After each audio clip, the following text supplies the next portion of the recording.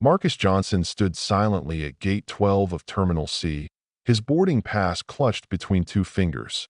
The scent of airport coffee lingered faintly in the air, intermingled with the murmur of boarding calls and rolling suitcase wheels. He wore a tailored charcoal suit, soft Italian leather shoes, and the quiet elegance of someone who didn't need to announce his importance. His presence carried it. "Sir, I'm sorry, but you can't board this flight." The gate agent didn't look him in the eyes. Her voice was firm but hollow, recited like a script. Her fingers slid his boarding pass back across the counter with robotic precision.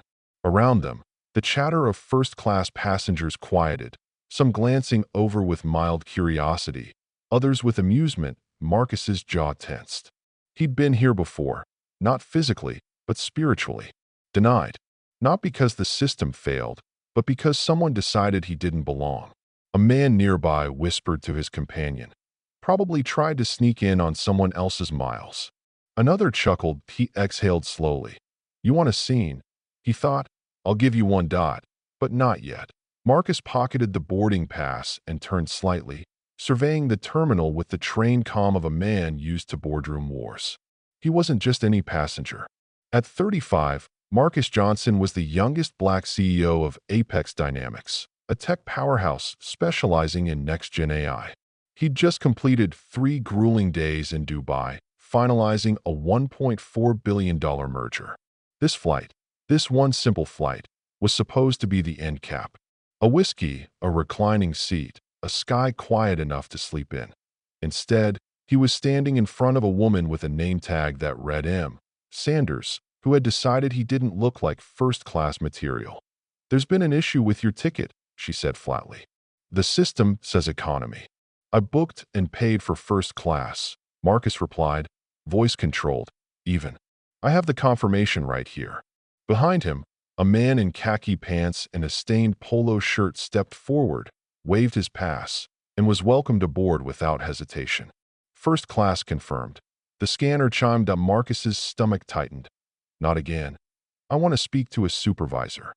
The woman nodded, her jaw tight with mild annoyance. A man in a blazer appeared moments later, echoed the same rehearsed lines, offering nothing new. A third joined, then a fourth. "We can't verify your reservation," they said. Each time, Marcus showed them the digital receipt, the app notification, even the charge on his corporate card. Nothing changed. The silence was familiar. The delay, inflicted. A calculated dance of plausible deniability wrapped in procedural indifference. Marcus reached into his breast pocket. A flight attendant leaned over the counter and whispered just loud enough for him to hear. "Maybe if you were dressed differently." It took everything in him not to react. The implication stabbed sharper than a slur. The inference, "You don't look like someone who belongs." His phone buzzed. Apex legal team. The name flashing across the screen was a reminder. He wasn't alone. He didn't need to yell. He didn't need to argue that he needed 2 words. Stepping back, he dialed a number and said, "Execute Plan B." Moments later, the first tremor hit. Apex Dynamics' verified Twitter account posted, "Our CEO Marcus Johnson was just denied boarding his first-class seat due to a system error. Curious, since our AI just uncovered over 3,000 active discrimination-related lawsuits against this airline. Let's investigate." It spread like fire on dry brush. Screens lit up around the terminal. Phones buzzed. Whispers turned into gasps. Someone nearby looked at Marcus, then down at their phone, then back up.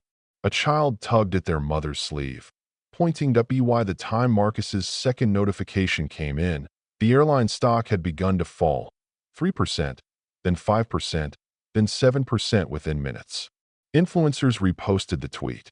Civil rights attorneys commented. Activists retweeted it with hashtags like #FlyFair and #BoardingWhileBlack. The airline's PR team scrambled. "This is a misunderstanding," they tweeted. Marcus stood alone by the gate, the only calm amidst the unraveling chaos. Behind the counters, agents whispered hurriedly into walkie-talkies. A man in a blazer ran toward the terminal doors. Someone began pulling passengers off the plane. But it wasn't over. The final blow came 37 minutes later. Apex Legal filed a federal injunction, citing systemic racial bias in the airline's boarding and seat verification algorithms. The complaint demanded an immediate halt of all flights until a third-party investigation could be completed. The Department of Transportation retweeted the filing link with a formal response. Review initiated. Flights were grounded.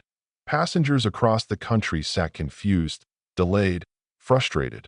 But when they looked at the news and saw Marcus's face on every major outlet, the tone shifted. Some were angry. Some were ashamed. Most were stunned. Then came the call. The CEO of the airline, William Decker, personally phoned Marcus. "You're ruining us," Decker hissed. "No," Marcus replied calmly. "You did that to yourselves." Decker tried to bargain, pleaded for a joint press release, suggested an off-the-record apology, a quiet settlement. Marcus hung up. The next morning, the airline's board of directors convened an emergency session. They fired Decker. They issued a public apology, not just to Marcus, but to the millions of customers who had endured similar indignities without recourse. Policies were rewritten. Employees retrained. The company rebranded, dropping its decades-old name and unveiling a new logo, blue, sterile, desperate to bury the past. But the stain remained. As for Marcus, he didn't board that original flight. He boarded a private jet owned by Apex Dynamics. A sleek black Gulfstream, fueled and ready on a nearby runway. No gate agents. No scanners. Just silence and sky. In the cabin, he poured himself a glass of Hibiki 21 and sat by the window. The glass reflected his face, calm, composed, resolved. Below, the runway vanished. Above, the clouds opened wide. He murmured to himself, "Next time, they'll think twice." 2 weeks later, Marcus appeared on the cover of Fortune under the headline, "The CEO Who Grounded an Airline."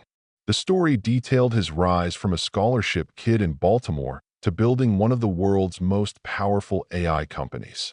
It chronicled the subtle, repeated humiliations that paved his path, the looks, the delays, the random checks, the raised eyebrows at luxury hotels.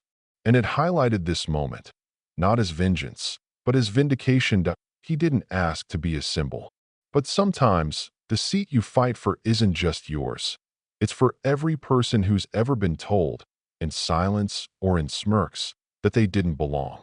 Marcus Johnson made sure they'd never say that again without consequence. And from now on, whether in the sky or on the ground, systems would have to recognize what prejudice tried to ignore. Power, once disrespected, doesn't beg for a seat. It builds its own jet.